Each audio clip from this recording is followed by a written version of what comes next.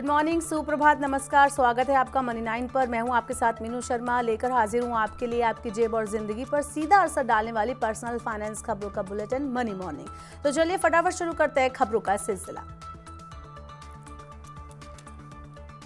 Cyber crime coordination centre के मुताबिक साल 2024 की शुरुआती 4 महीनों में साइबर फ्रॉड के विभिन्न मामलों में भारतीयों को 1750 करोड़ रुपए का नुकसान हुआ है। इस दौरान national cyber crime reporting portal पर इस तरह के 7,40,000 से ज्यादा मामले दर्ज किए गए। रिपोर्ट के अनुसार जनवरी से अप्रैल तक हर रोज 7,000 शिकायतें दर्ज करवाई गई, जिसमें से 85% शिकायतें फाइनेंशियल ऑनलाइन फ्रॉड की हैं। साल 2019 में साइबर क्राइम के सिर्फ 26,049 मामले आए थे। 2020 में आंकड़ा बढ़कर 2,57,777 पर पहुंच गया। 2023 में तो साइबर क्राइम के मामले 15 लाख को भी पार कर गए। कुल आंकड़ा 15,56,218 पर रहा। भारत में चिलचिलाती गर्मी से बचने के लिए इस साल गर्मियों की यात्रा में सालाना आधार पर 40% की बढ़ोतरी हुई है। उद्योग से जुड़े लोगों का कहना है कि होटल के खुदरा व्यापार में बढ़ोतरी हो रही है और लोग पसंदीदा अवकाश स्थल के लिए समुद्र तट के लोकेशन और पहाड़ों की ओर ज्यादा जा रहे हैं। होटल एसोसिएशन ऑफ इंडिया के अध्यक्ष के.बी. पाचरू ने कहा कि देश के उत्तरी हिस्से में रहने वाले लोग गर्मी से बचने के लिए पहाड़ों की ओर जाते हैं। इस गर्मी में जिन लोकेशन पर सबसे ज्यादा आवाजाही रही उनमें हिमाचल प्रदेश, कश्मीर, गोवा, केरल और पूर्वोत्तर जैसे पर्वतीय स्थल सबसे आगे हैं। पिछली 6 तिमाही में यात्री यातायात बढ़ने और सीमित क्षमता की वजह से प्रमुख मार्गों पर घरेलू हवाई किराए में 40% तक की बढ़ोतरी हुई है। विशेषज्ञों का कहना है कि इसके बावजूद भारत में घरेलू हवाई टिकट की कीमतें दुनिया में सबसे कम है।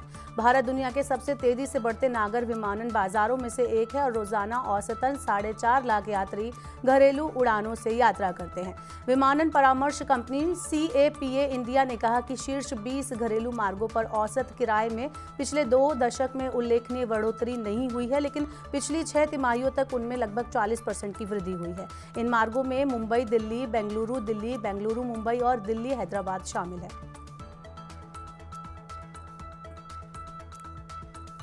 इस साल जनवरी मार्च तिमाही के दौरान 8 प्रमुख शहरों में 60 लाख रुपए तक की कीमत वाले सस्ते घरों की नई सप्लाई में 38% की गिरावट दर्ज की गई और ये घटकर 33,420 इकाई रह गई है, जो एक साल पहले की समान अवधि में 53,818 इकाई था। ये 8 शहर दिल्ली NCR, मुंबई महानगर क्षेत्र, बेंगलुरु, हैदराबाद, चेन्नई, कोलकाता, पुणे और अहमदाबाद हैं।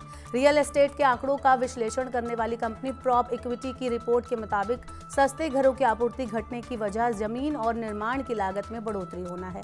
रिपोर्ट में कहा गया है कि सस्ते घरों की सप्लाई में गिरावट की वजह है कि बिल्डर लग्जरी यानी महंगे फ्लैट बनाने पर ध्यान दे रहे हैं। 2023 में 60 लाख रुपए से कम कीमत से सिर्फ 1,79,103 घर पेश किए गए। ये 2022 के आंकड़े 2,24,141 इकाई से 20% कम है। सरकार ने दूरसंचार कंपनियों को भारतीय मोबाइल नंबर प्रदर्शित करने वाली सभी इनकमिंग अंतर्राष्ट्रीय फर्जी कॉल को प्रतिबंधित करने का निर्देश दिया है। दूरसंचार विभाग ने कहा है कि उनको जानकारी मिली है कि जालसाज भारतीय नागरिकों को भारतीय मोबाइल नंबर दिखाकर अंतर्राष्ट्रीय फर्जी कॉल कर रहे हैं और साइबर अपराध और वित्तीय धोखाधड़ी कर रहे हैं। फर्जी डिजिटल अरेस्ट, फेडेक्स घोटाले, ड्रग्स या कुरियर में नशीले पदार्थों, सरकारी और पुलिस अधिकारी बनकर बात करने, DOT या ट्राई का अधिकारी बनकर मोबाइल नंबरों को बंद करना आदि जैसे हाल के मामलों में इनका दुरुपयोग किया गया है। दूरसंचार विभाग द्वारा जारी निर्देशों के अनुसार भारतीय लैंडलाइन नंबरों के साथ आने वाली अंतर्राष्ट्रीय फर्जी कॉलों को TSP द्वारा पहले से ही ब्लॉक किया जा रहा है। देश के बड़े स्टार्टअप पर वापसी की तैयारी कर रहे फोन पे, ग्रो और पाइन लैब्स के बाद online shopping platform Meesho, quick commerce platform Zepto, B2B trade platform उड़ान और डिजिटल पेमेंट कंपनी रेजर पे ने भारत में अपना बेस बनाने के लिए काम शुरू कर दिया है। इन सब में रेजर पे सबसे आगे चल रहा है। हालांकि जानकारों का कहना है कि इन कंपनियों की घर वापसी की राह आसान नहीं है।